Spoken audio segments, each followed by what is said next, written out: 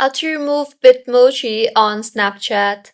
Hello everyone, I am Bishaka and welcome to our channel. Now let's get right into the tutorial. Firstly, go ahead and open Snapchat on your device and make sure you are signed in.